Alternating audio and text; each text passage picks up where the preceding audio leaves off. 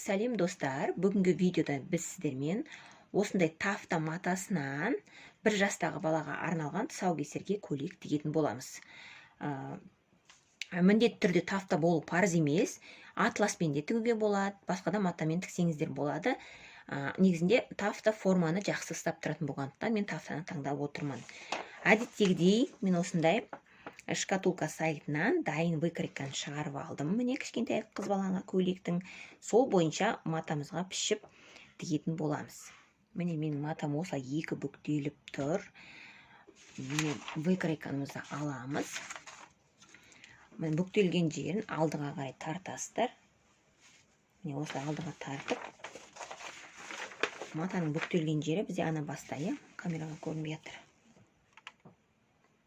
Міне матаның бүктелген жеріне бізде мына юбкамыздың, солнце юбка күн тәрізді, міне сгиб долевая деп тұр. Мына жерде бүктелген жерге қоюымыз керек. Яғни біз матаның бүктеліп тұрған жеріне осылай қоясыздар. Міне жаңағы матаның бүктелген жеріне сгиб долевая деп жазылып тұрған жерді қойып аламыз да, сосын көйлектің ұзындығын бірінші өлшеп аласыздар, қаншалықты керек. Мен осы выкройкадағы дайын ұзындықпен өлшей беремін. Одан кейін матамызды жылжытып, мына жақта бізде қалған маталар бар ғой, жеткілікті әлі де. Міне, ол матаның ені 1,5. Осы жерге біз мына алдыңғы бөлікті, артқы бөлікті және жеңді қойып пішіп аламыз. Яғни алдыңғы бөлікті сіздер бүктелген жерге қоясыздар, өйткені алдында ешқандай замок түйме болмайды. Бізде замок артында болады. Мына матаның мысалы бөлігін осылай бүктеп, экономить ету үшін осылай бүктеп аласыздар да, үнемдеу керек бізге матаны.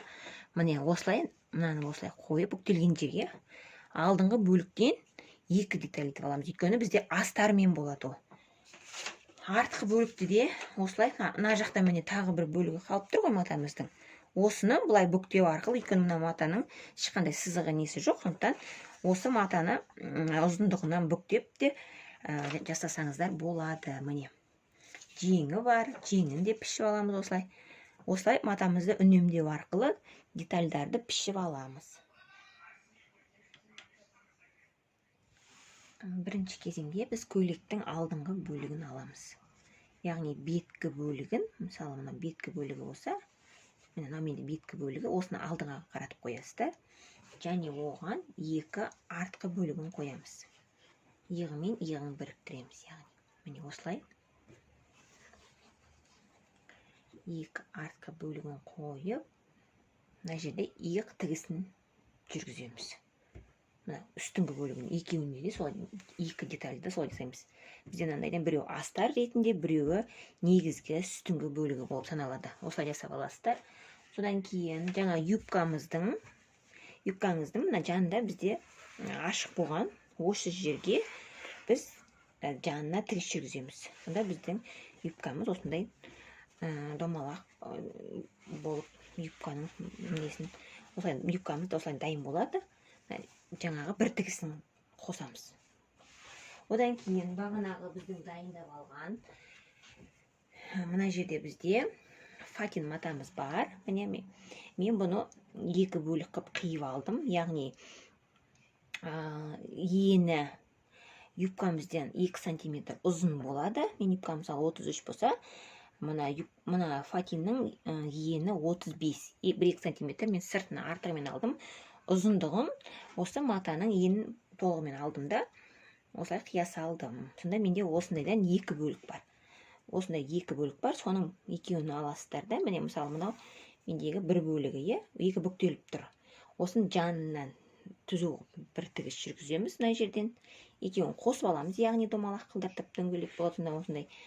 Содан кейін мына жерден үстіңгі бөлігінен, яғни міне үстіңгі бөлігінен жай тігіспен жүріп шығамыз. Одан кейін оны сборка жасаймыз. Жай тарту арқылы сборка жасап, бізде юбкамыздың сыртынан кигізгенге осындай сеточный жасап аламыз юбкасын. Бұны бізге объем беру үшін осындай әдемі сетка қылып жасап аламыз. Осындай менде екі деталь. Міне алдыңғы бөлігі мен артқы бөлігін қосып алдық. Иық тігістерін осылай қайырып үтіктейміз. Екі деталінде солай жасаймыз. Мен астарында және сыртқы бөлік. Енді мына екі бөлігімізді астар мен негізгі бөлікті біріктіретін боламыз. Екеуінде бет жағын қойып аласыздар, яғни лицевая сторонасын қойып аласыздар, екі жағында бір-біріне осылай беттестіресіздер. Тігістерін барлығын келтіреміз мына жердегі. Одан кейін тігісін бәрін келтіріп инемен қадап болғаннан кейін біз бірінші мойын ойындысын мына жерге 1 сантиметр жеткізбей тігеміз мойын ойындысын осылай. Одан кейін қолтық ойындысын. Міне қолтық ойындысы мен мойын ойындысын осы екеуін ғана айналдырып тігіп шығамыз. Мына жерге 1 сантиметр жеткізбей. Міне қалған мына жан тігістеріне артқы тігіске тиіспейміз.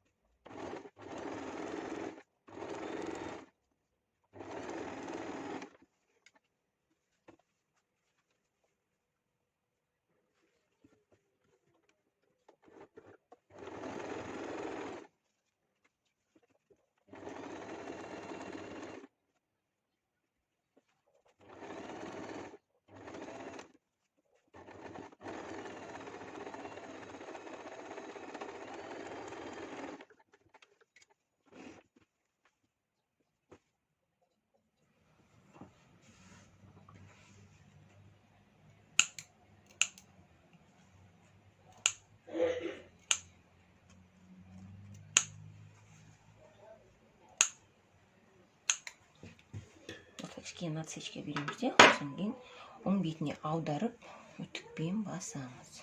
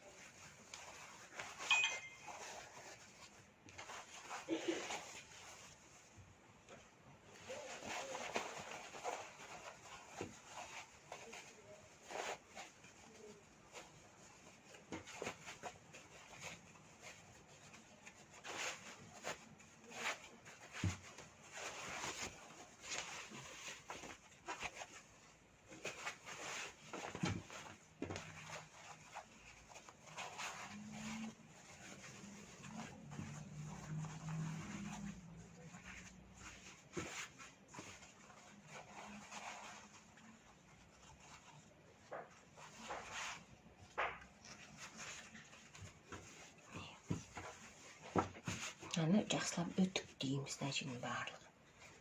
Одан кейін мына екі жан тігісін қосу керек. Ол үшін міне алдыңғы бөлік пен артқы бөлікті осылай екеуін бір-біріне осылай қосып ұстаймыз да, солай айналдырып екі тігісті бір-біріне қосамыз. Көрдіңіздер ме? Міне мына жердегі тігісін осы жерге келтіріп, мына екі жан тігісін осылай инемен қадаймыз.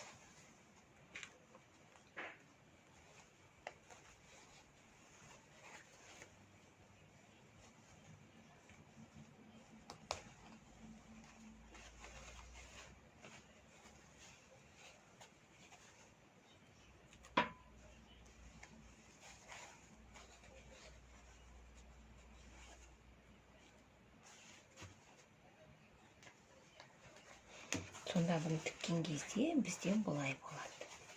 Мұнда жан тігісі осылай тігіледі. Көрдіңіздер ме? Мына жер тігіледі. Міне көйлегіміздің алдыңғы бөлігі дайын болды. Астарымен бәрі бірге осылай тігілді. Мен көйлектің жеңін қысқа қалдырам ба деп ойлап отырмын. Өйткені осылай да әдемі екен. Өйткені сыртынан бізде кәжі киіледі, оның жеңі болады әдемі. Сондықтан осылай қысқа жең қалдырсам ба деп ойлап отырмын. Енді замогымызды орнатуға кірісеміз. Міне осындай замокты аласыздар, потайной. Одан кейін мына артқы бөліктің үстіңгі бөлігіне қоямыз. Мынаны керісінше айналдырып қоясыздар осылай. Мына бас жағына бір 2 миллиметр жеткізбей осы жерге қоямыз. Міне осылай. Көрдіңіздер, алды артқа қаратып қоясыздар. Осылайынан қойып, міне 1-2 миллиметр ғана жетпеу керек. Одан кейін мына шеткі тігіске қарай жақындатып инемен қыстырып аламыз. Ана жерде ыңғайсыз болып тұр камерамен. мына шеткі тігістің мына шетіне қарай келтіріп осылай ине қадап аламыз. Замоктарыңыз ұзын болуы да мүмкін, өйткені кейбір көйлектердің замогы юбкаға дейін артқа қарай түседі. Маған осы кішкентай қысқа осы да жеткілікті деп ойлаймын. Міне бас жағында 1-2 миллиметр жетпей жасадым мен әжден инем қадалып тұр, сол бөгет жасап тұр. Міне осылайнан потайной немен лапкамен арнайы лапкамен осылай шетінен бастап тігіп аламыз. Осы жерден осы жерге дейін.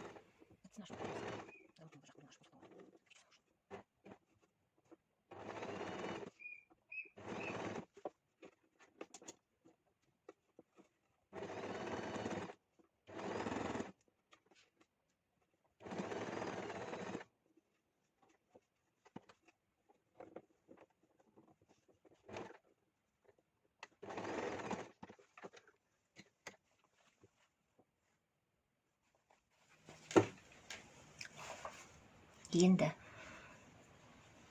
мына тұрған басындағы 1-2 миллиметр қалдырған жерімізді мына жаққа қарай осылай бүктейміз. Сол жаққа қарай осылай бүктейміз де, мына үстіңгі астар бөлікті осыған былай жабасыздар. Тура осының үстіне.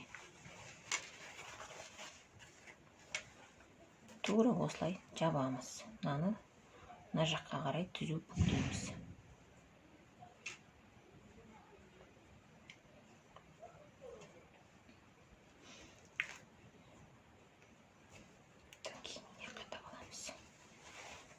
Осылай толығымен ине қадап шығамын қазір.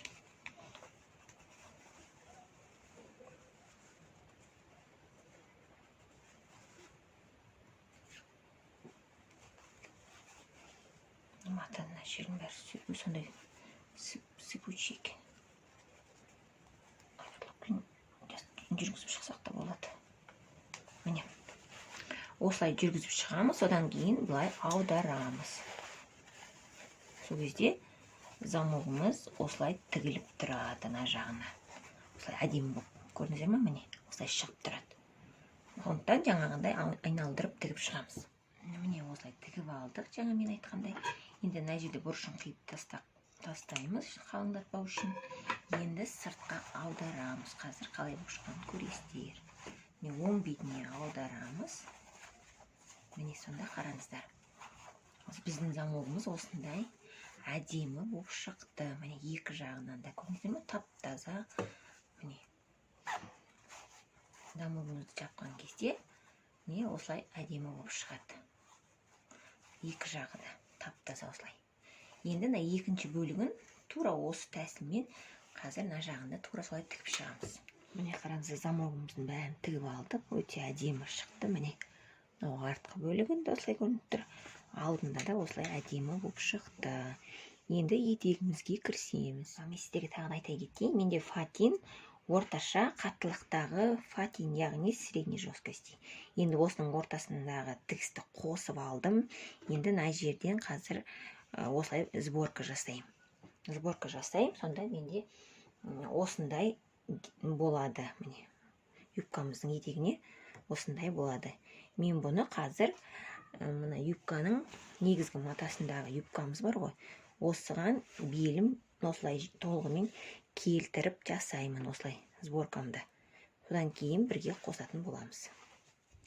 Мына жерде қараңыздар, мына көйлектің белі. Соған мен жаңағы сборка жасаған фатинімізді толығымен осылай бірін үстіне бірін қабаттап кигіздім де, белдерін осылай төртке бөліп бір-біріне осылай инемен қадап алдым. Просто кигіздім сыртынан фатинді, сосын бұрыш-бұрыштарын барлығын тегістеп, осылай ине қадап алдым. Енді толығымен оверлокпен жүргізіп шығам.